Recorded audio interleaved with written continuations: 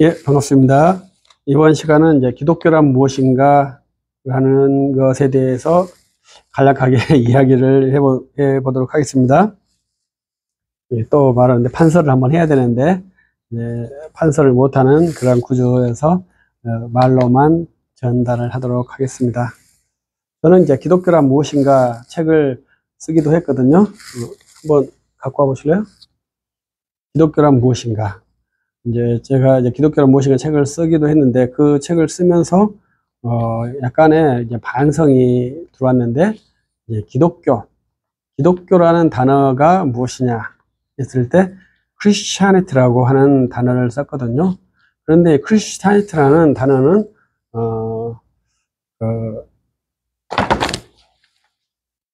이런 책을 썼습니다. 기독교란 무엇인가. 크리스티아니티라는 단어거든요. 그런데 이제 본래 기독교라는 단어는 크리스천 릴리전이라는 단어가 이제 기본 단어입니다.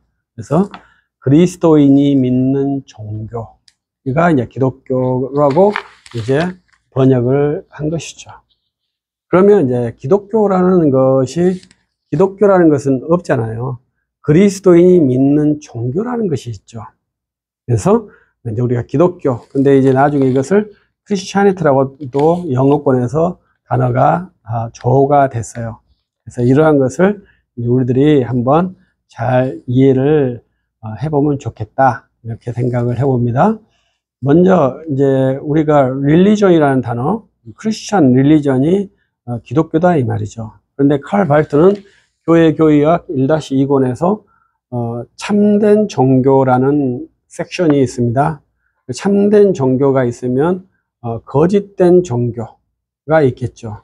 그러면 칼 발트라는 사람이 말하는 거짓된 종교는 기존의 크리스천 릴리전을 거짓된 종교라 하고, 이제 새로운 종교를 트루 릴리전이라고 말을 하는 것이 칼빈의 칼 발트의 교회학의 특징입니다. 그래서 칼 발트는 기독교 교의학이라는 말을 쓰지 않고 교회 교의학이라는 말을 사용하는 것이 칼 발트의 특징이죠.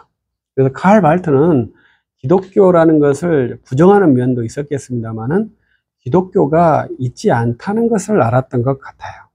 그래서 우리들도 기독교가 있지 않다, 이걸 한번 좀 섬세하게 이해했으면 좋겠다 하는 생각이 들었어요.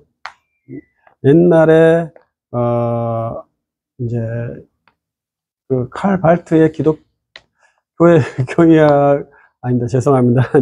갑자기 정전이 와서 제가 좀 놀라서 그렇습니다. 그래서 기독교라는 것이 없다고 하는 것이 상당히 중요한데, 이제 어떤 분이 메이천이 말하는 기독교, 이러한 거에 대해서 이렇게 반문을 할 때 그분이 기독교란 말을 아주 자연스럽게 사용하더라고요.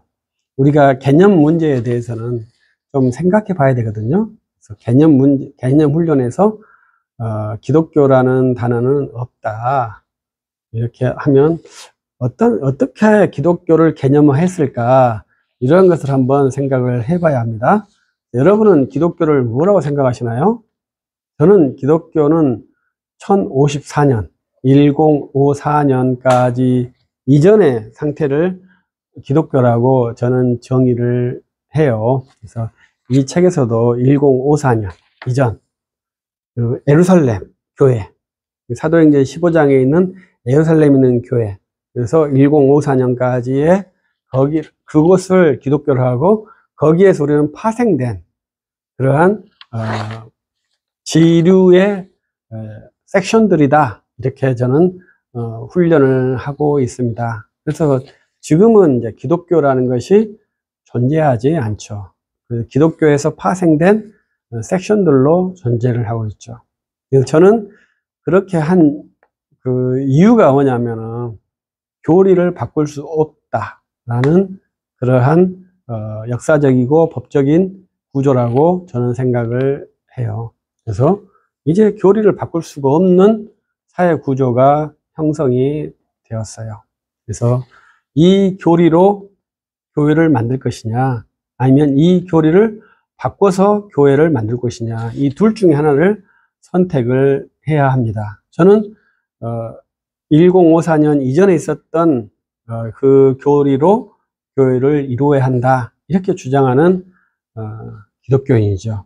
그러나 어떤 사람은 1054년 이후에 바뀐 교리로 교회를 만들자, 이렇게 주장하는 사람이 이제 칼 발트라는 신학자죠. 그래서 이러한 것들을 알면 기독교라는 것이 무엇인지 잘 알 수가 있을 것입니다. 1960년대에 로마 가톨릭 교회에서 종교다원주의를 채택을 해요. 그때 이제 로마 가톨릭 교회가 공교회의 교리 체계에 대한 투 트랙을 만든 것이죠. 로마 가톨릭은 공교회 교리도 인정하지만 그 다음 익명의 크리스찬을 인정하는 그러한 투 트랙 교리를 만들어 버리는 것이 2차 바티칸 공회의의 아주 교묘한 판단 결정이죠. 그래서 종교다원주의가 우리 사회에 홍수처럼 들어와 있는데요. 가장 중요한 것이 이후에 새로운 교리 체계를 만들었다는 것입니다. 1054년 이후에 새로운 교리 체계들이 로마 가톨릭 교회는 너무나 많이 있는 것이죠. 그러나 1054년 이전에 있는 교리 체계에도 우리들이 인정하지 못할 몇 가지의 교리들이 있어요. 그래도 그것을 가지고 우리들이 서로 토론을 할 수 있지만 이후에 형성된 교리를 가지고는 토론이 불가한 그러한 섹션들이 너무나 많죠. 최근에는 1960년대에 로마 가톨릭 교회가 만든 익명의 그리스도인은 받을 수가 없죠. 그래서 이제 기독교란 무엇인가? 그래서 우리는 기독교는 없다. 그러나 기독교회의 지파들이 이제 형성되어 있다. 이렇게 이해해 주시면 좋겠고요. 그 다음에 이제 교회라는 것에 대해서 이제 한번 어휘 공부를 또 해봤으면 좋겠습니다. 교회는 처치라고 하죠. 그래서 우리가 번역할 때 그것을 가르칠 교 모일회 이렇게 해서 이렇게 번역이 되어 있어서 교회를 가르치는 장소냐 모임이냐 이렇게 단어적인 표현을 하면서 처치가 아니라 에클레시아, 부름받은 사람들의 모임이어야 된다, 이렇게 생각하시는 분들이 의외로 많죠. 그런데 처치의 어원을 생각해 봐야 되거든요. 처치의 어원을 우리들이 잘 모르는데 처치의 어원은 주의 것이라는 것입니다. 또 정확히 말하면 처치의 어원은 하나님의 집이라는 뜻입니다. 그래서 이 처치라는 말이 진짜 교회의 의미에 에클레시아보다 더 교회의 의미에 합당하죠. 에클레시아는 부름받은 사람들의 포인트가 있지 않습니까? 그러나 처치는 하나님께서 세우신 집에 포커스가 있다고 봐야 되잖아요.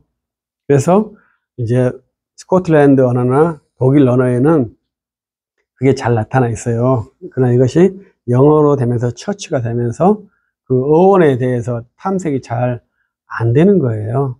그런데 처치의 기호는 모인다. 이것은 우리말 조어에 있으니까 아무런 개연성이 없고요. 하나님의 주의 것이라는 개념이 더 어원적으로 맞습니다. 그래서 처치라는 것이 좀 피상적이다. 그것은 우리들이 어학 공부를 좀 덜해서 그러는 것이지 처치라는 개념은 주의 것이다.